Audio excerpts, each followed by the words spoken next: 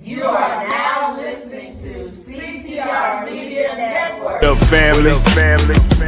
CTR Media Network. Yeah.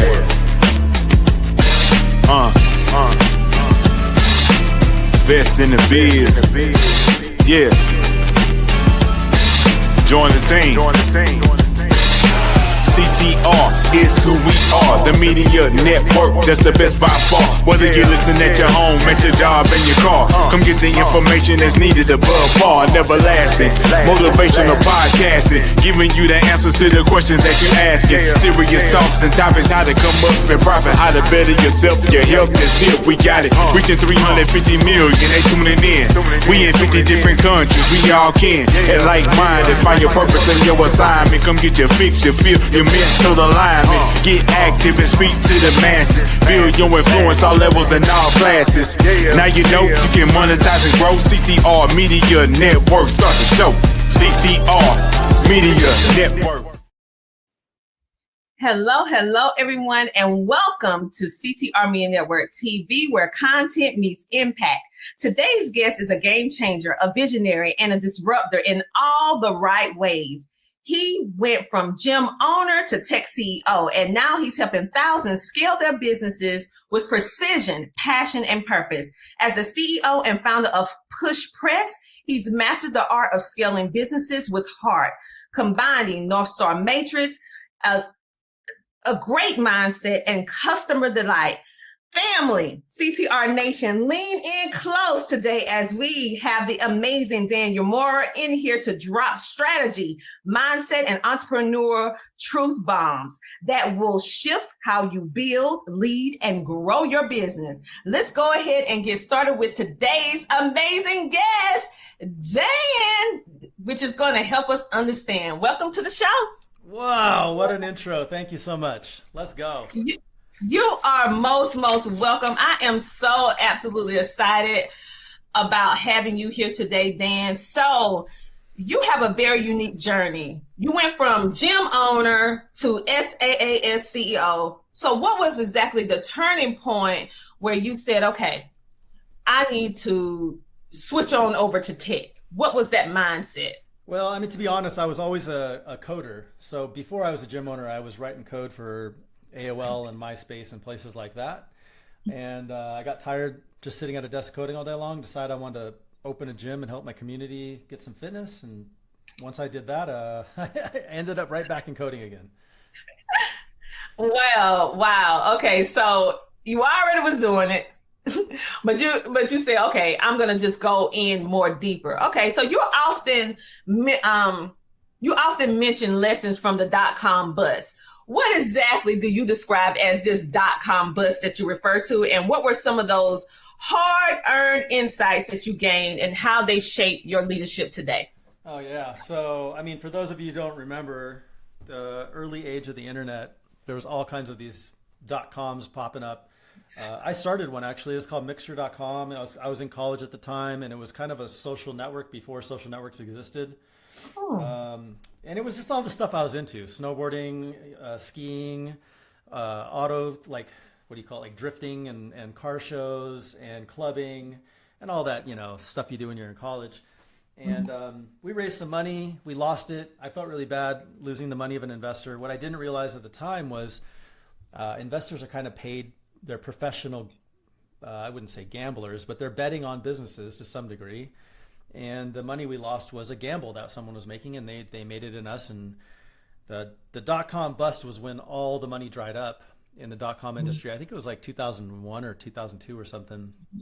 And because of that, we couldn't raise any more money. We had bought a bunch of equipment and hired a bunch of people, and we had to go under. So that was painful. Yes. Some trends last, some things last, and some things fail. But you learned some things, I'm sure, that you was able to take into your business and make it thrive like you're doing today. But you have said something very funny. So I want to just ask you this. You're known to say, dealing with your mission, that you have a white hat cowboy in a black hat room. Now, could you explain what you mean, Dan? Yeah, that's just playing up to the old cowboy movies. How like the good guy walks in with the white hat, and the bad guys are in the saloon with the black hats on, and that's kind of the reference to that. So like in our industry in fitness, most of the companies that were around when I started were owned by investors who only cared about money, which is what most investors only care about. And I was really turned off on that by being a gym owner. I just felt like they didn't really care about me as a customer. They just cared about making more money off of me, and they weren't really helping me as a gym owner. So I basically built my whole company around helping gym owners. And I think it's an important mindset to have, that there's two different ways to run a company. You can maximize on what I call the outputs, and the output would be money, or you can maximize on the inputs, and the inputs in this case would be customer happiness. And the philosophy I run my business on is, if you maximize on the inputs, you can, it's not a guarantee, but you're going to automatically somewhat maximize your outputs by doing that. But if you focus on the money, you will almost always create unhappy customers.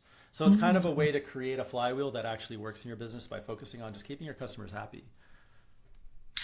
That's one thing that I've really admired about you, was that you're very client central. Like you really like to be centralized on making sure that they're happy and the retention. And that is very, very important, because at the end of the day, everybody wants to be seen, everybody wants to be heard, everyone wants to be valued. And you understood that early on. So let's talk a little bit about this Northstar metrics. Many people don't even know what that is. Could you explain it to us? So yeah, essentially the Northstar metric is the most important metric for your company. And generally speaking, that should be something that is actually customer value centric. So for instance, for YouTube, their Northstar metric was minutes watched of video. Right. So it's really easy for YouTube to say like, oh, we want to have money. We want to make the most ad revenue. But instead, again, it's the same idea. If you make the video experience excellent, then people will just watch more videos. And if they watch more videos, you're selling more ads. If you're selling more ads, you're making more money. So you're solving kind of like the actual customer satisfaction part of it, if that makes sense. It makes perfect sense. And that can actually be applied to any business, whether you are a podcaster, whether you are a gym owner, whatever the case may be, because even though everybody metric may be a little bit different, but the way that you described it, as long as you have your customers as your core, then you're doing good. Correct. And so what was it? What was the turning point for you? Have you always felt this way about being customer centric or client centric? Or was it something that happened in your life that made you say, wait a minute, I need to shift? Yeah, it's a really good question. I think it was twofold. One, well, I guess they kind of tack onto each other, but the fact that I felt like a number to the gym softwares that I was using as a gym really made me kind of lean the other way. And I guess that kind of just twofolds into the fact that like, usually when you're starting a business, you want to find a wedge, like a place where you have an opportunity. And what I really felt was all of these companies that were out there at the time were just so focused on just pulling more money out of the gyms that I would just focus on pouring myself into the gyms and pouring ourselves into helping the gyms. And that became our wedge when we started, and it became part of our culture and ethos that hasn't gone away since. Yeah, I love it. Because I'm a person just like you. I realized after doing it the wrong way for so long, because you can get so caught up in the numbers that you lose your connection with people. And if you stay connected to the people, they will let you know exactly what they want and exactly what their needs are. And the only thing you have to do is just provide them and make them happy. At the end of the day, I always tell people, the best thing that my customer or client can tell me after I provide them a service or something is thank you.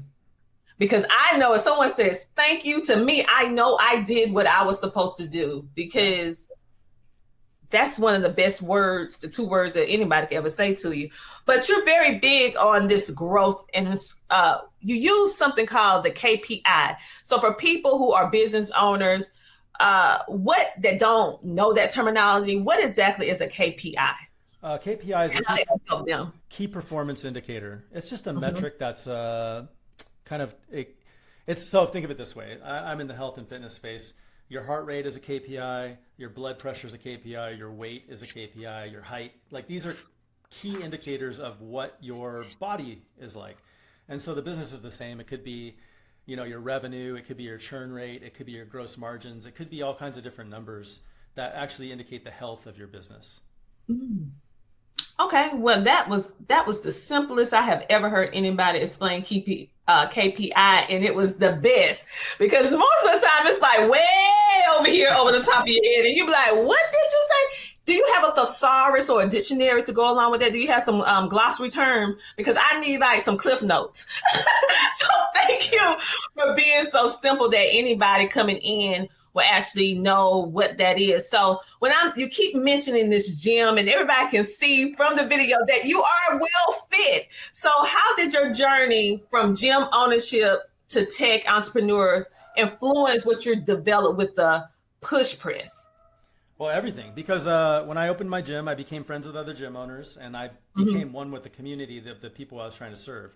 So it just made it really easy to be empathetic to the needs of the gym owner, to care about what the customer wants. And at the end of the day, I consider these people, not my constituents or my clients, but my friends to some degree. I believe in what they're doing, and I've walked the walk that they've walked, and that influences everything that we build at this company. I want to speak a little bit to the effect of the entrepreneur. Like, and entrepreneur is so vast now. I mean, someone can be a business owner, someone can be a content creator, but it's entrepreneurship, right? One thing that I notice as entrepreneurs is that we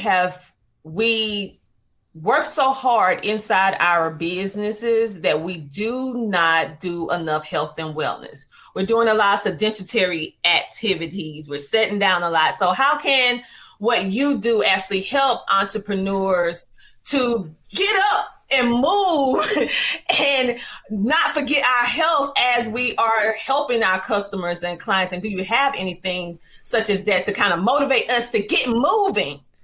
Well, I mean, we support gyms in like every community in America. So if you kind of like go out your front door, walk down to a strip mall, see a gym, good chance that we work with them. And we're providing them the tools to stay in touch with you, help you stay accountable, motivated, help them to work with you, bring you on board as a client, all those things. So there's nothing that I provide it's our gym owners that are doing the work, right? It's our clients that we support that are doing the hard work on the front lines of, I will call it an epidemic to some degree. There's enough people not moving where it's a problem. Mm-hmm. When it comes to like any one of you guys listening right now, what can you do? Just start simple. Like if you feel like you haven't been moving or you haven't been working out, don't go and try and, climb a mountain or do something crazy. Just get out and get your steps. I tell my family, hey, just stand up and sit down off the couch 50 times a day. That's all you gotta do. Just stand up and sit down. Your legs will get a workout. You're gonna break a sweat. You're gonna feel it.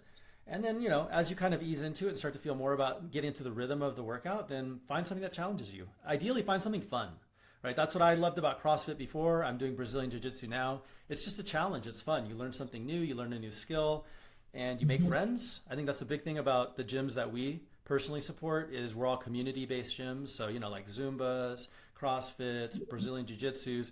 Like, you make friends there. It's community. It's like church for your body. So seek them out. Look for them.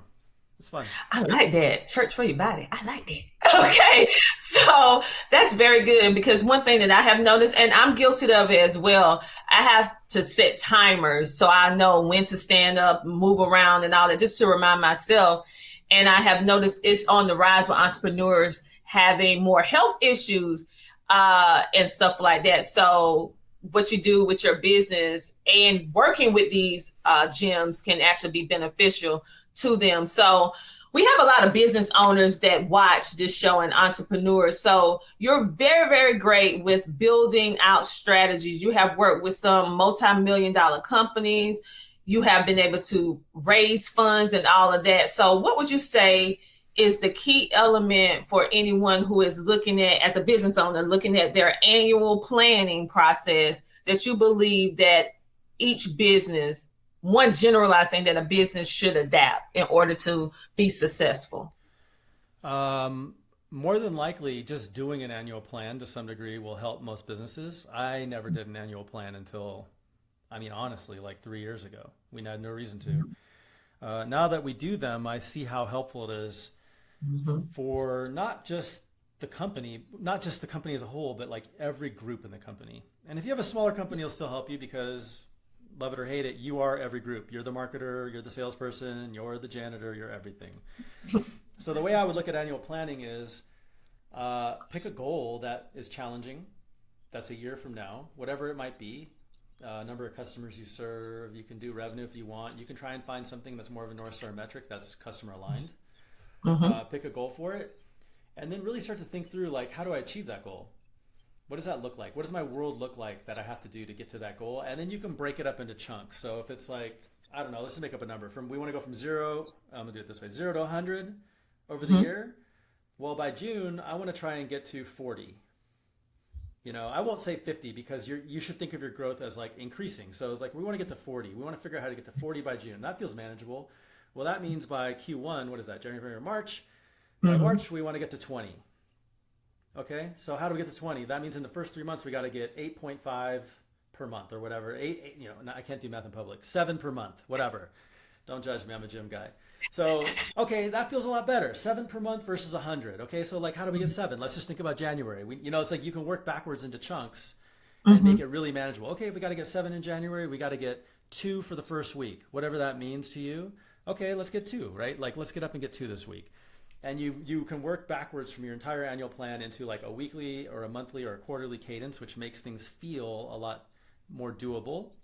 And then you just try and ramp. What you should do is you should stack your growth over the quarters that happen.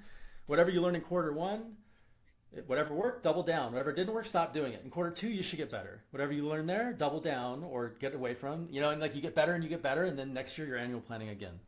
That's how it works. That is great advice for the simple fact, like you said, most businesses are not doing annual reports. They don't do a report other than if they do their income tax. You should be doing your your taxes, but that's another show. But yes, so you gave us some great strategies on how to do that and also what to look for, because many times as an entrepreneur, you start doing so many different things and you're trying to figure out, what should I keep? What should I let go? Well, don't you try to figure out, let the numbers, the data, whether it grew or not, serve as a gauge for you to pick whether or not you're going to keep doing that or not. Now, you have built out multiple strategies that I feel that can be very beneficial for our audience here, because some of them, they are nonprofit organization members and they want to fundraise. Some of them have these boards they're trying to manage, having a nonprofit or even a business for profit. And then we have ones that want to start working with investors. So let's start back first. How can one that has no fundraising experience be more, or have done it but not, I would say, not successful? How can they be more effective with fundraising? Yeah, fundraising is very difficult. So if you've had challenges in it, I wouldn't beat yourself up. I tried to raise funds for PushPress for almost 10 years unsuccessfully until we raised fund in 2020. It was almost 7 years. Again, math in public, I can't do it, but it's hard. It's very hard. And looking back on it, we failed for 7 years because I lacked a couple core things, which we'll go over right here. So one, you got to understand how big your opportunity is, because people don't want to invest in small opportunities, generally speaking. Okay. And I'm talking about this from a software person. There's different levels of investing. Like, you might want your family to help you open a laundromat, or you might want to build the next Airbnb. It's very different. My experience is in the software space. So the opportunity, I guess, regardless, has to make sense. If you're opening a laundromat and you're not going to make any money, no one's going to invest. So you got to be able to understand the opportunity very clearly and explain that clearly. Second, you got to understand what the problem is. Okay, so we'll just use the laundromat example. It's easy. So the opportunity is there are 5,000 apartment building dwellers nearby. They all don't have things. This is like, you can do the math on that, what that looks like, pretty good. The problem is the only other laundromat in the area is really dirty. There's rats in it, and they don't have vending machines, so nobody likes to hang out there. It's a terrible experience. Then you have to talk about like my special sauce. Oh, my special sauce is my uncle owns a lighting company, and I can put these really cool lights up. It'll make it really bright. And then my cousin also has a vending machine company, so we're gonna drop in this really fun vending machine. We'll put it. I have a video game in my garage, so I'll put that in there.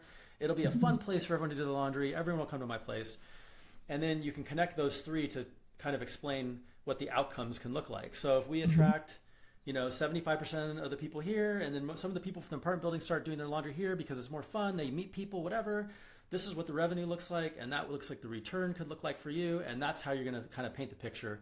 You can just flip it, and if someone's pitching you, and hey, I want you to invest in my thing, you're gonna wanna know like what's in it for me. So you gotta be able to spell out why this will work, how much money it can make, why you think you can do it, and what the type of risks there are involved in it. That's some great advice. And that can even help with you as you are going or seeking investors. You pretty much answer all three parts just there. So one thing that I have found that business owners have trouble with, especially nonprofits, is management of their board. Do you have any suggestions on how you could be better with that? I do not have any experience managing a nonprofit, so I don't know how boards are formed on our nonprofits. Well, what about for-profit? Because most of the people watching are going to be for-profit anyway. So, I can speak to this much, and this goes to a board member and a group of board members is nothing but a relationship. And it doesn't matter if it's your husband or wife, your son or your daughter, or your board member. Relationships are all formed around expectations. Okay, so I think the most important thing you should go into with your board is managing expectations. Meaning, if you know you're going to have a rough quarter, tell them, hey, this quarter is going to be really rough. We're going to do everything we can to make this happen, but these are the reasons it's going to be rough and tough, and these are the things we're going to do to try and get around it. But I just want to let you know up front, no surprises. It's going to be rough. Everyone's going to take that differently. If you have a board member who's unreasonable to you being honest with them, I would question if that board member, like the problem with board members is it's almost a marriage. You can't really get rid of them easy, but I would have a heart to heart and be like, I'm trying to be honest. I'm trying to direct this company the best I can, or the board, this nonprofit the best I can. You seem to be very resistant of it. Is this relationship something we both want to pursue? Can this work? Or else I need a little more support from you. But I think honesty, setting expectations, and I think what a lot of board members are used to is their leader lying to them or hiding things from them. So when you start to break down that trust, what are they going to do? They're going to pick, they're going to dig, they're going to want to, like, it's almost like if you think your spouse is cheating, you're going to be like, well, where were you last night? What are you doing? Who is that number? That's how a board member will treat you if they feel like you're hiding stuff from them. Yeah. Well, that's some great advice just in management of people and relationships in general, whether it's business or personal. That was some good advice. So when I think about how many decisions a business owner have to make in a day, and some we are prepared for, and then you get what I call those fire decision questions that's coming real quick. Shoo, shoo, shoo. You were like, okay,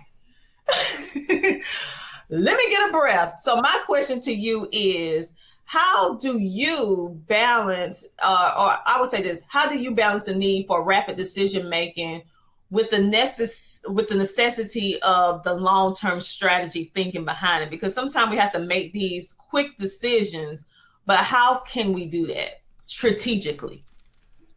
Well, I think no matter what you're doing, every short-term decision or quick decision needs to be aligned with your long-term goals. That is a must, or else I like to think of decision-making as like flying a plane. I'll use another metaphor. So if where are you from? South Carolina. South Carolina. So let's say you're going to New York, right? You want to go to New York, but if the plane's headed to LA, no good. So but if you don't know you want to go to New York and the plane's going to LA, you're like, cool, we're going to LA, but really you should be going. It's like you have to know where you want to go before you even start making decisions. And then beyond that, you'll get better at this. The more you become a leader and the more you get experience. Do you use AI stuff? Oh, yes. Okay. So you know ChatGPT and all that, right? Oh, yes. Okay.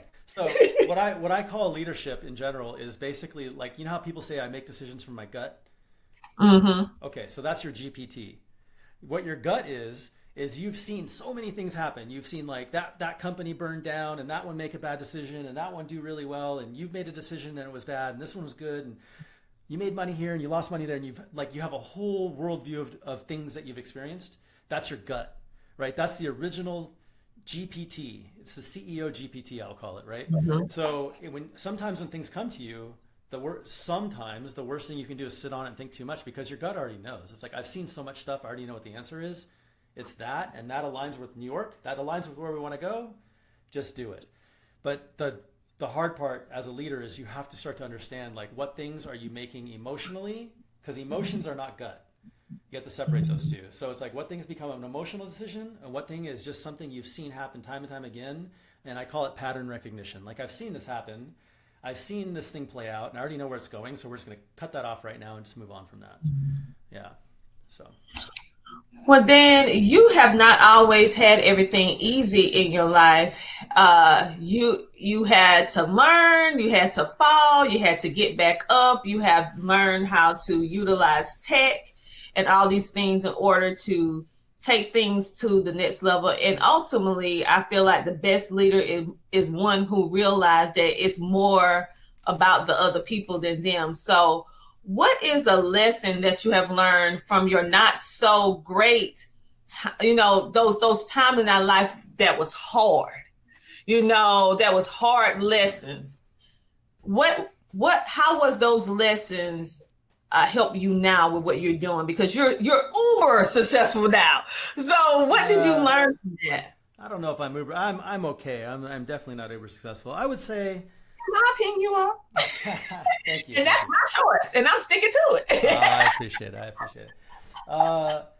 I think one thing I try and check myself on, a place that I continually have gotten myself in trouble in the past, and I probably will sometime next month, is when I let my ego go unchecked.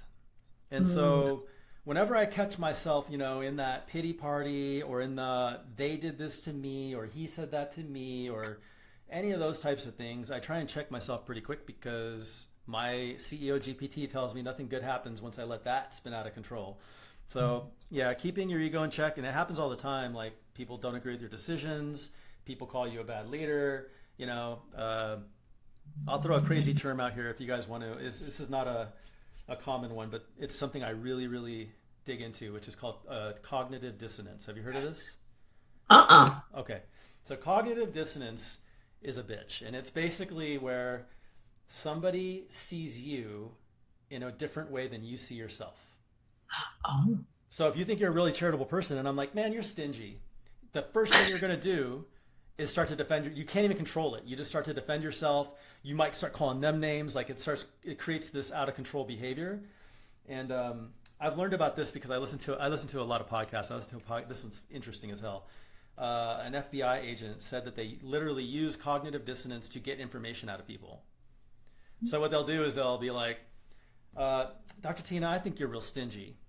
And then you'll start to defend yourself. Like, let's say I want to know something about like your husband or your dad or something. Like, I'll throw something out that makes you get out of whack in cognitive dissonance. And then I'll start to be like, well, I know you're stingy because you didn't buy your dad a Father's Day gift. And then you'll start to go down that route, and they'll be like, well, was he even here for it? And then you start to like, oh no, my dad was here. I took him to brunch. Where'd you guys go then for brunch? Oh, and you're starting to get the information you want out of your perp, right, that you're trying to get to. And I just found that to be interesting, that humans can't even control themselves when they get thrown into that loop of cognitive dissonance. That's interesting. I want to dig a little deeper into that. That is very, very interesting. But I find that what you said is getting the ego. I know that's one thing that I had to learn myself, because as you're building, investing, and let me just put it out there, you guys, success, you keep wanting success, but it's some things you're going to have to learn, some things you're going to lose in order to gain. You're going to make mistakes. It just comes with the territory. And I made some bad decisions, me personally. So I feel that once you feel like you got it right, and then someone says something there, you're like, wait a minute. You don't know what I had to do or go through. And so the thing is this, you're right about checking the ego, not thinking too much of oneself, and always reminding yourself of the past in a way to keep you humble, in a way to keep you aligned and keep you straight. So I feel like that is a key thing to help people be successful. So, do you feel that having your philosophy on having a customer delight and value as your cornerstone is the reason why you have been so successful thus far with your business model?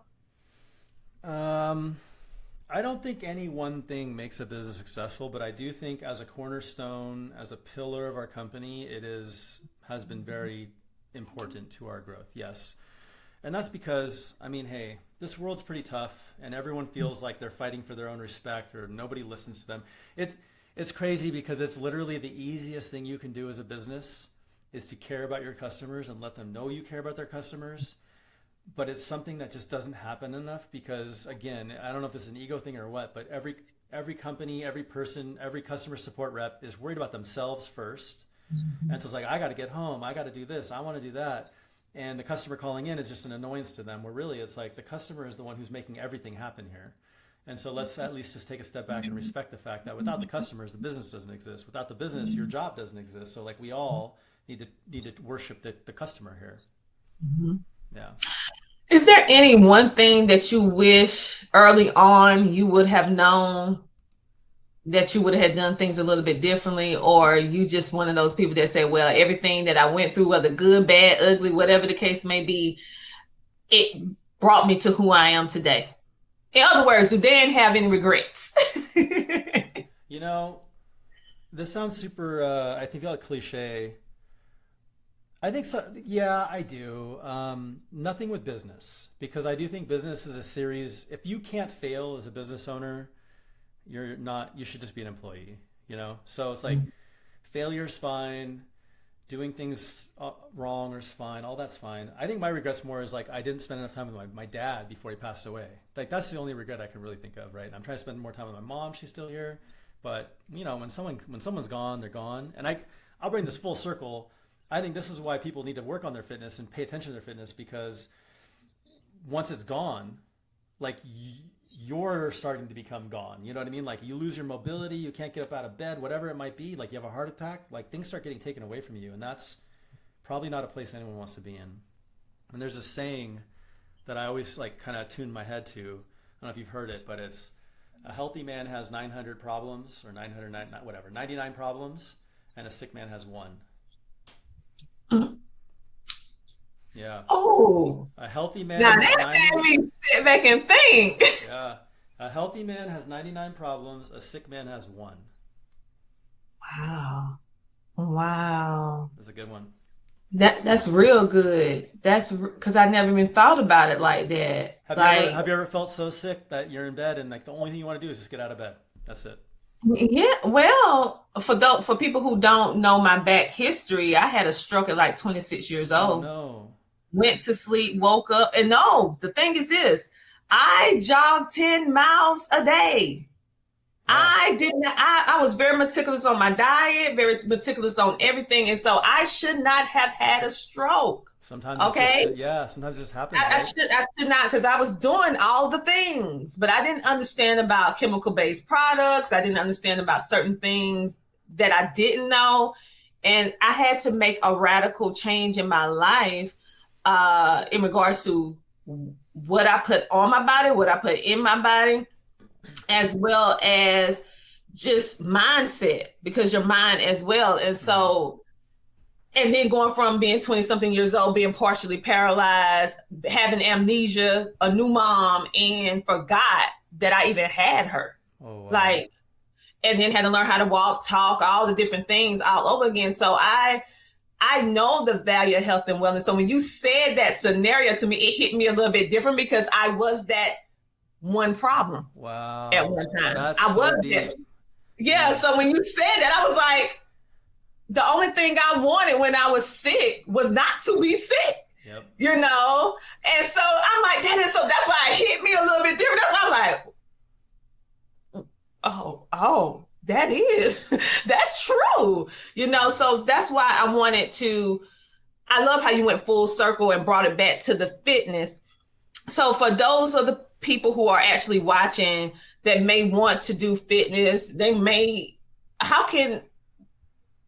want to start a fitness business. They may want to work with you or something like that. So tell them what exactly is your company and how you help these gyms be successful when you come in to help them.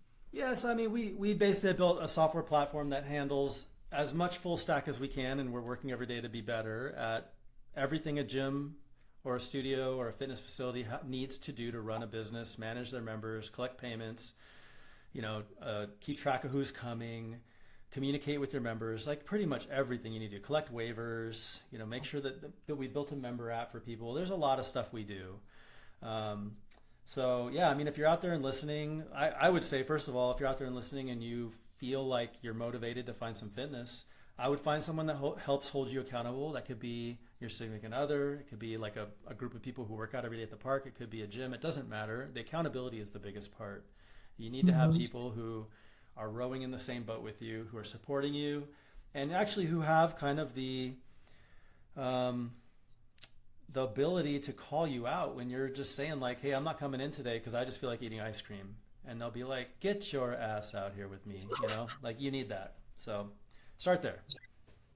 Yeah, I would say I agree, Dan. Accountability is so important, and being a person who went from the darkest moment in my 26, new mom, newly married, all the good stuff, except that, and then eventually being able to, I know how valuable and how important your health and wellness is, especially when it gets snatched from you. And now I'm very fortunate because I'm one of those people who on the other end, most people don't get to recover, and be able to walk, talk, get their memory back and all that stuff like that. And so what you're doing and how you're helping to make the gyms be more efficient, because at the end of the day, a person who owns a gym, they're not thinking about these systems. So I'm so glad you're a person that's coming in, making their life easier so that we can have access to these gyms and make it more easier for us to be able to connect. So is there anything else you would like to leave or say to our viewing and listening audience in regards to what you do, or any last thoughts or anything like that? Oh, I feel like I've talked your ear off enough. Just enjoy your life, get out there and live it, and be present for your family. And we all get one life. Go out there and kick some ass.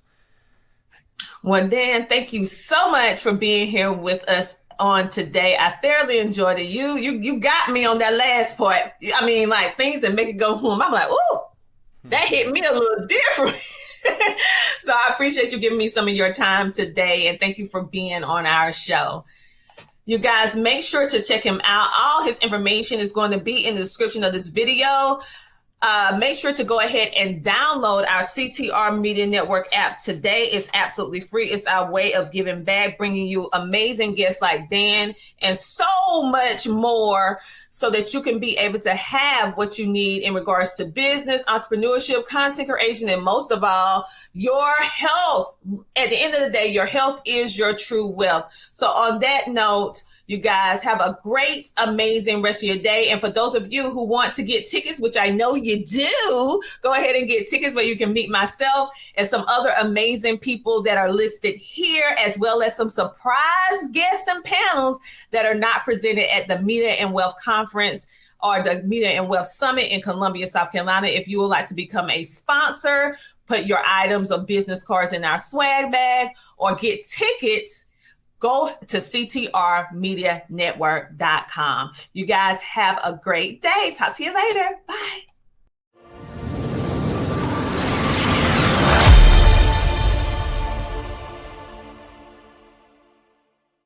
Have you heard about Book Authority's best new podcasting book winner, which is Dr. Tina J. Ramsey, for her book, The Power of Podcasting, Unlocking Tips and Strategies for Podcasting Success. This book is your podcasting coach. in a book.